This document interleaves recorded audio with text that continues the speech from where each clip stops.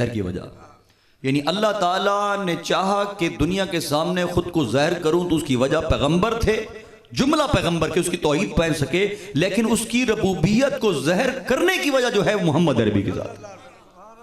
अगर हजूर की ज़ात को पैदा न करना होता तो अल्लाह हदीस कुदसी भी है, मोहम्मद तुझे पैदा न करना होता तो अपनी रबूबियत को जहर न करता। यानी इसका मकसद यह है कि हजारों करोड़ों अरबों साल जो आदम अलैहिस्सलाम से लेकर ईसा अलैहिस्सलाम तक जितने भी तौहीद के पैगाम आए, वो सारे वजह हजूर दी वजह है कि हजूर नबी करीम सल्लल्लाहु अलैहि वसल्लम दी ज़ात को अल्लाह ताला ने आखिर दोते महबूज फरमावना ही और नसा देवना ही कि महबूब जय जी रिसालत अस तेको अता की ऐसा किसी पैगंबर को भी नहीं अता की।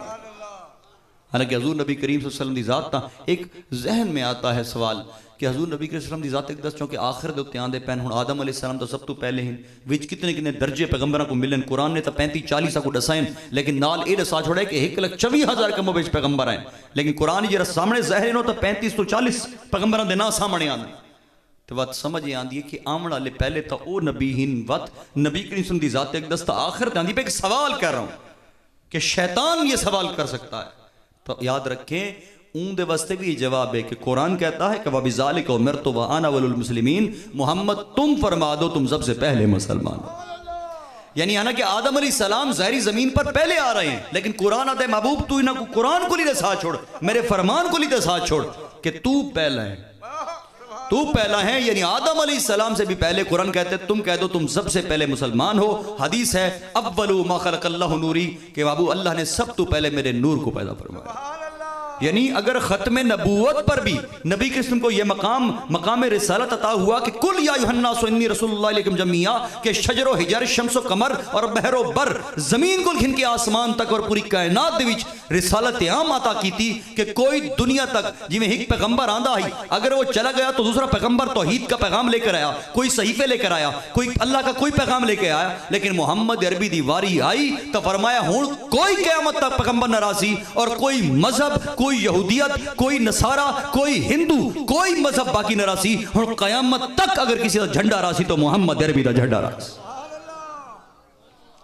यानी अल्लाह ताला ने ऐसी रिसालत फरमाई कि क़यामत तक अगर किसी की रिसालत है तो वो आके करीम सरकार दो जहां सल्लल्लाहु अलैहि वसल्लम की रिसालत।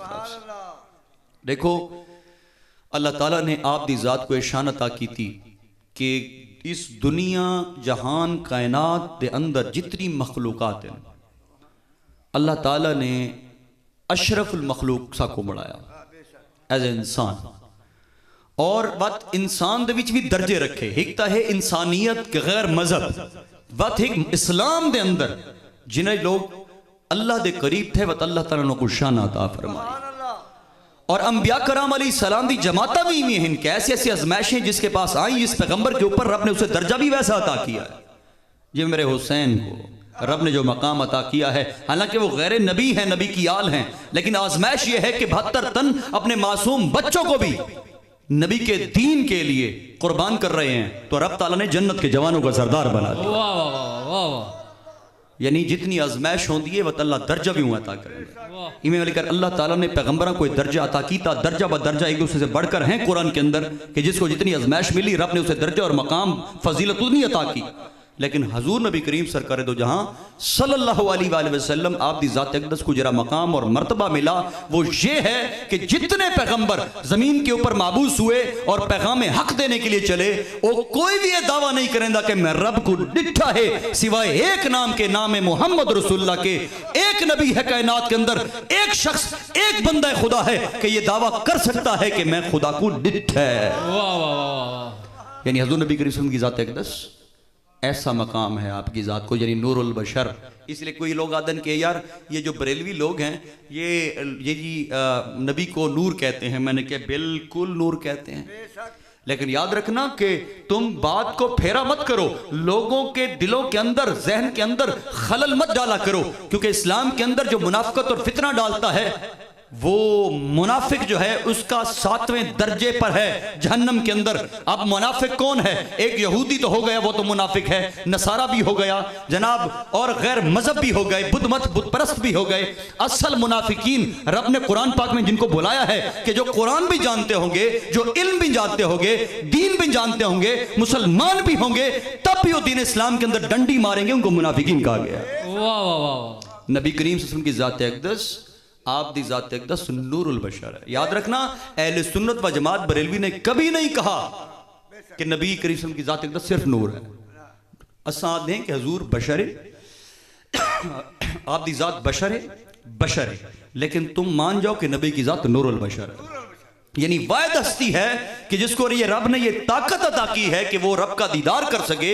बशर में इतनी ताकत नहीं है, हालांकि पैगंबर नबी अल्लाह पैगंबर खुदा जमीन पे खड़े होकर कुरान का फैसला है, मूसा अलैहि सलाम ने रब से दीदार मांगा था, लेकिन अल्लाह ताला ने क्या फरमाया, तेको ताकत को नहीं दी थी।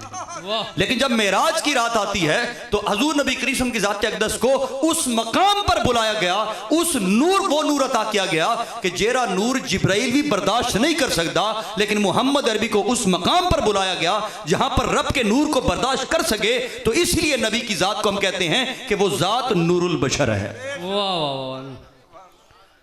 बंदा खुदा है, वो खुदा है, ये मुस्तफ़ा है।